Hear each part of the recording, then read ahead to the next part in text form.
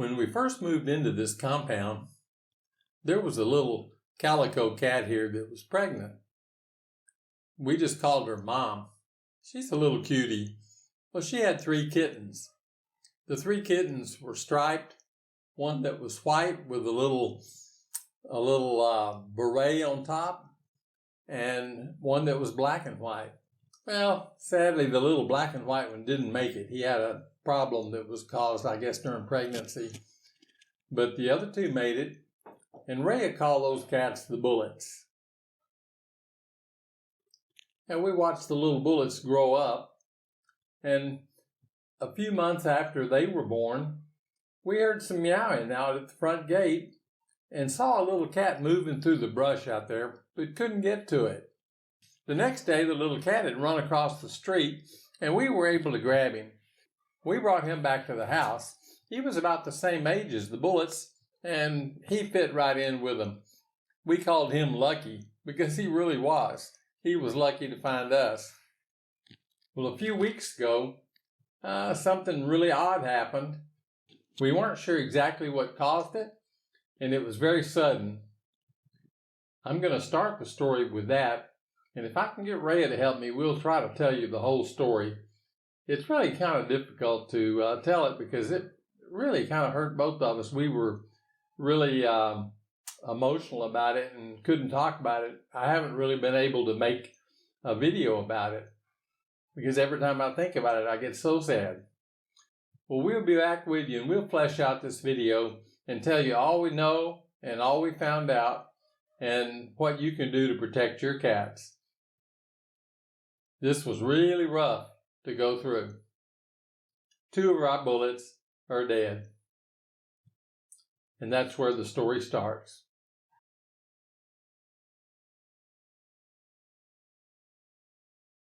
In January, on Sunday the 13th, we got home from Bolinau.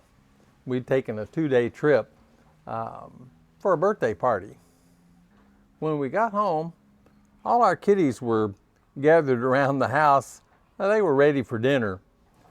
We noticed, though, that Typhoon wasn't home.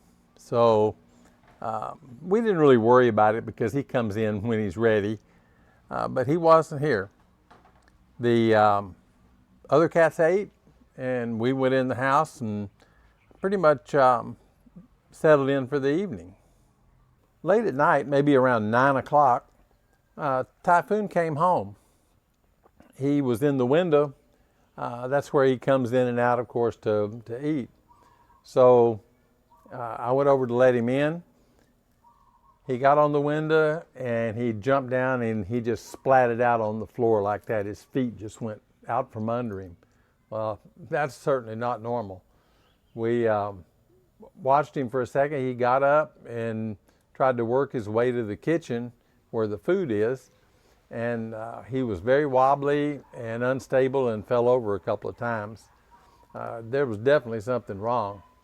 When he got to the food bowl, he didn't eat. He sniffed the food a little bit and didn't eat, and then just kind of walked off and laid down. That's how we knew something was wrong. We didn't know what it was, but we knew something bad was going on there. We wanted to take Typhoon to the vet on Sunday, but we couldn't take him because all the vets were closed. They do have emergency services, but this Sunday the emergency services didn't answer. Yeah, when I wake up in the morning, all the kitties wants to go out. Even Storm was out too. But I've noticed Storm that can even walk straight. She can even keep her balance. So we decided to bring Typhoon first in the vet clinic. His condition was worse and he won't be able to walk or can't even eat or drink water. That day, the doctors decided to give him an IV so he won't get dehydrated. And they got his blood test and x-ray. But his x-ray is normal. He don't have a broken bone. We're so worried because how come he won't be able to walk if he doesn't have broken bones? There's something wrong on his blood test. It's not normal. His platelet was really down.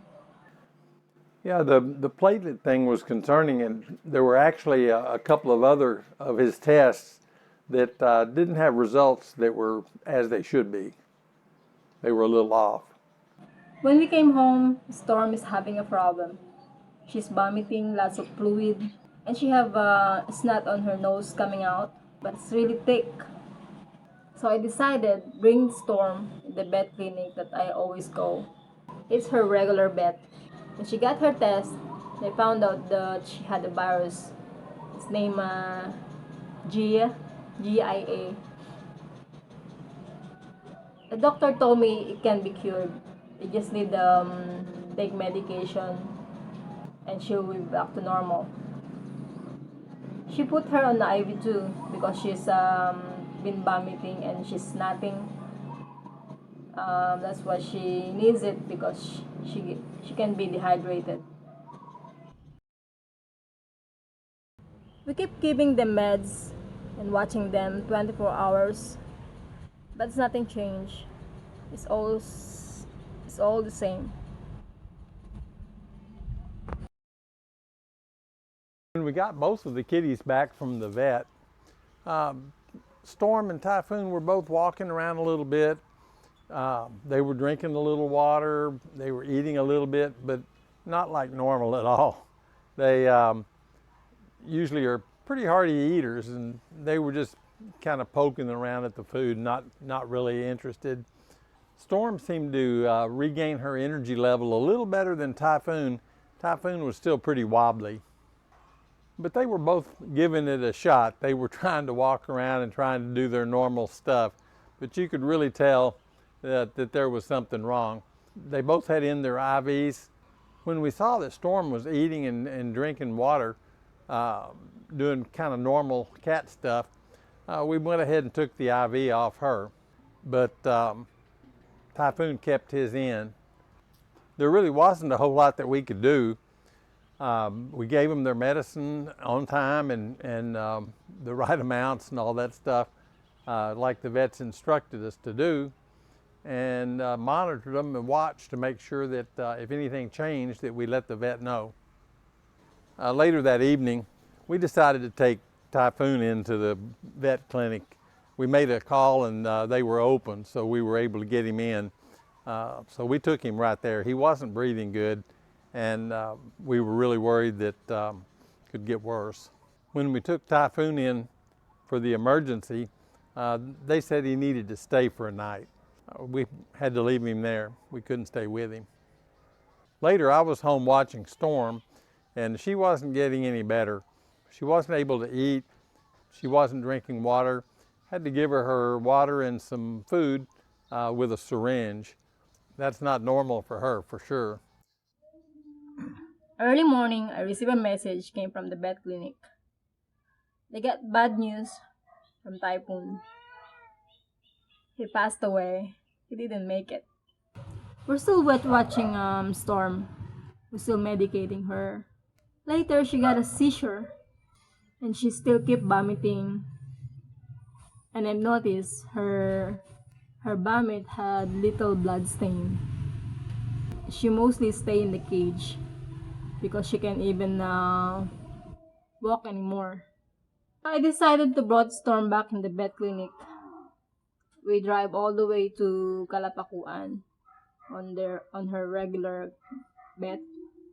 One of the assistants in there, they pick up Storm in the cage. I'm still outside. And then the doctor go towards me. She said, "What happened to Storm?" Um, she's still sick. That's what I said. Storm had died on the way to the vet.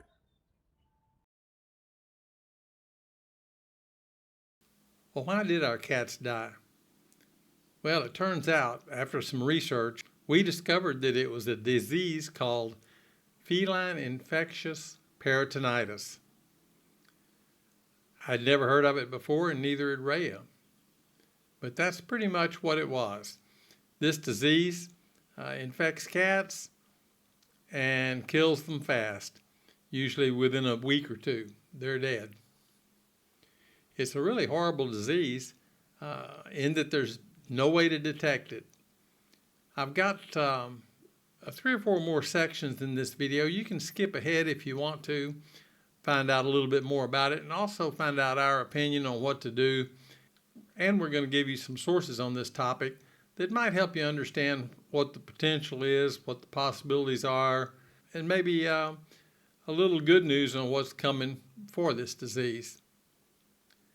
I'm going to go ahead and say thanks for watching, and you guys watch the rest of this if you want. If you don't, that's fine too. But it's been a very trying thing for us, and sure hope none of you have to go through it too. Well, the next thing we're going to discuss is the cause of FIP. FIP in itself is not a disease that cats can catch at all. It's not contagious between cats. The way they acquire it is contagious. It's kind of a bizarre scenario. There is a virus called FCOV, feline COVID. It's not kin to the Chinese COVID virus. It's actually from Italy or Netherlands and that Western Europe part of the world is where it originated. But it is in the same virus family. It doesn't affect humans. There's no danger there. It appears that FCOV can be mutated by a weakness in the cat's immune system. FIP is caused by a mutation in this FCOV virus, and it becomes the FIP. FIP attacks the immune system of the cat, and it's pretty much 100% fatal. Actually, it's about 95% fatal. The disease primarily affects crowded conditions for cats like catteries, rescue centers, things like that, where a lot of cats are in contact with each other.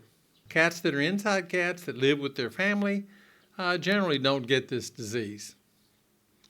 We're not sure why ours got it. Our cats mostly stay inside, but we do have a number of farm cats around here too. Currently, there's no reliable test for this disease. Once a cat gets it, that's pretty much it. Tests that do show the symptoms are things like blood tests that'll show lowered platelet counts of red cells, things like that, that indicate a compromised immune system in the cat. These wouldn't normally kill the cat, but with the FIP, it changes the picture quite a bit. So a simple blood test or other tests that the cat can get from the vet, probably not going to show anything. But the symptoms are pretty obvious. You'll see symptoms like the cat not being able to walk right. He'll stumble, fall, things like that. You'll see them refusing their food. They get dehydrated. There's a lot of symptoms that actually seem unrelated to me, but the ultimate result is FIP as the final diagnosis on this. The outcomes are usually not good. So it's difficult to diagnose. That makes it difficult to treat. Most of the treatments that vets have tried have failed. And the future for a cat with this disease is pretty bleak. There's 2 varieties. There's kind of a wet and a dry variety. The linked videos later will go into that. You can read up on that if you'd like, but still the outcomes are the same. Probably the best thing we can say about this disease is that it is difficult to spread amongst cats unless they're in close proximity. FIP is not really a viral contagion. It doesn't spread by spreading the virus. It spreads through body fluids and things like that. The danger that you see in the catteries and things like that are like litter boxes are not clean, or they get urine on them and lick it off, things like that. So it's as a viral infection. That's kind of how they get it, but we don't really know how our cats got it. Not sure where it came from. There's really no way to ever tell. It just happened. But overall, FIP, once it's discovered, is pretty much a death sentence for your cat. that wouldn't be the greatest news you can get, I'm pretty sure.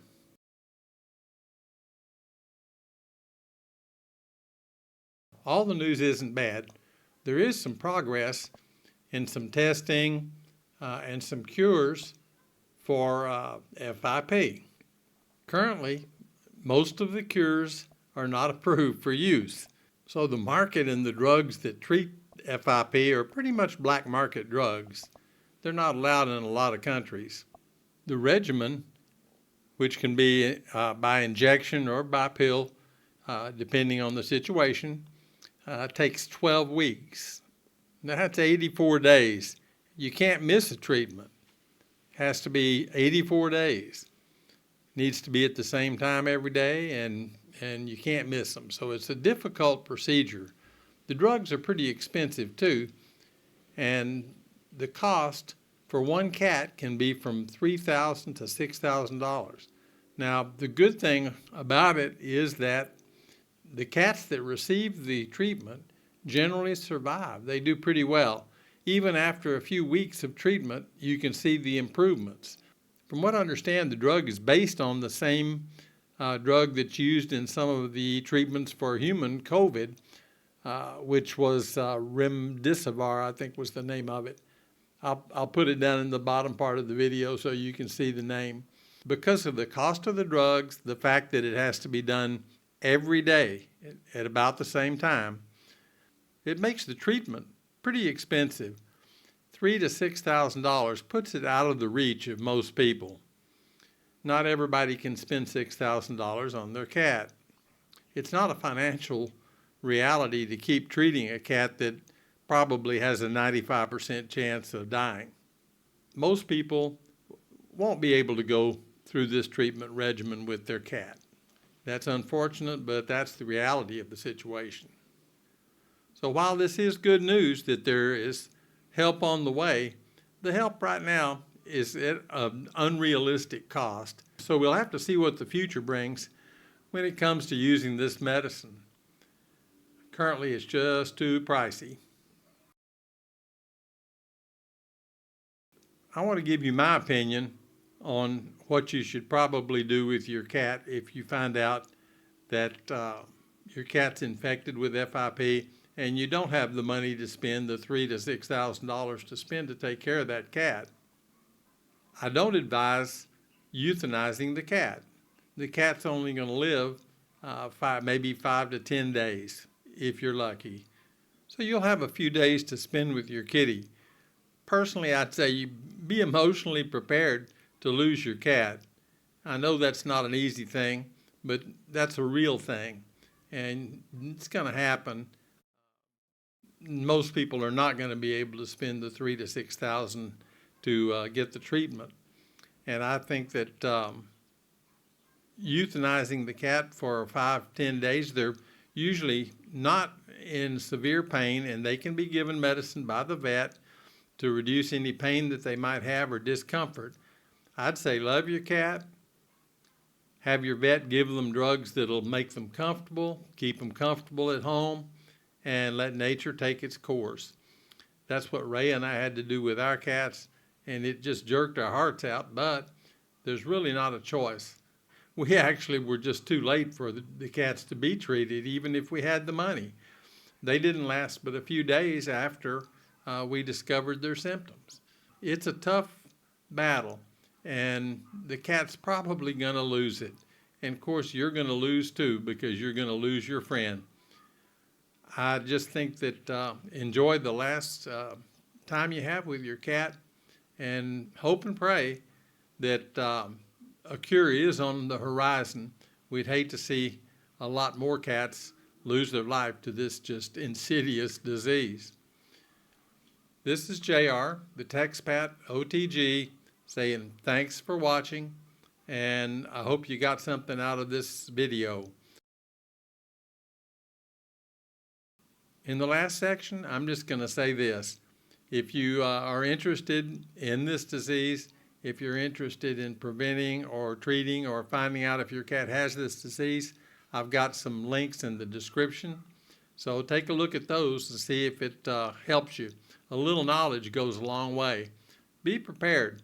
and be advised and read these articles if you have time. Thanks again for watching.